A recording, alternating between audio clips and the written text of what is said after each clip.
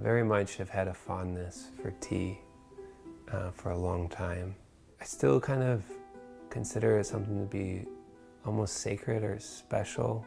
You know, it's more of something for me to reflect over, or a tool to create a space of reflection and contemplation.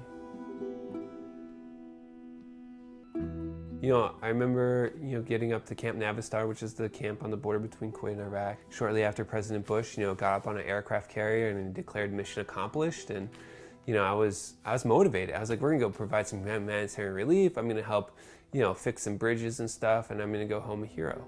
And I remember there were these, little kids willing to jump on a semi-truck to get food and water.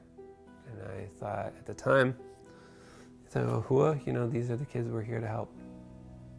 The whole time I was deployed, I was offered tea by the Third Country Nationals, which is a massive migrant labor force that the U.S. military depends on. It's basically slave labor. And they come up to us and they say, hey, we need food. And we tell them it's not our job to feed you. And these were guys hauling our supplies. And despite that, these men that had nothing would turn to us and offer us tea. And then we would refuse it. Everyone that we were there to help and liberate, we were simultaneously dehumanizing and abusing. And so I never had tea my entire deployment, not once. The contradictions of American exceptionalism and occupation just were too much. And I kind of lost faith in a lot of the things I believed in, and I would start to figure out, what could I still hold on to? I got out of the Illinois National Guard and I joined Iraq Veterans Against the War. One of their allies was this group called U.S. Labor Against the War. They wanted to host an international labor conference to talk about worker issues in Iraq in the midst of the occupation.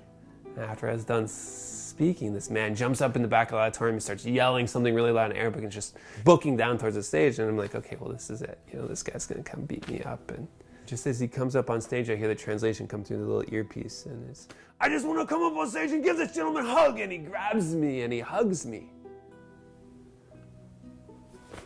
And I just started to bawl.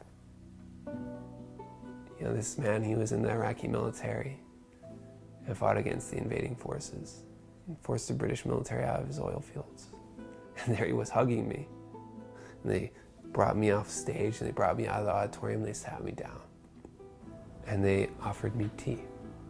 Tea that for the very first time I accepted. The Tea Project is a ongoing project in collaboration with Amber Ginsberg.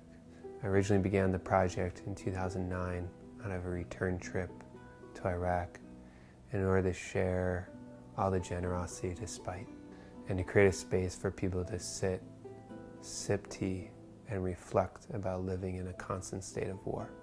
I asked Amber to join the project in 2013 to help cast one porcelain teacup for each person that's been detained in Guantanamo.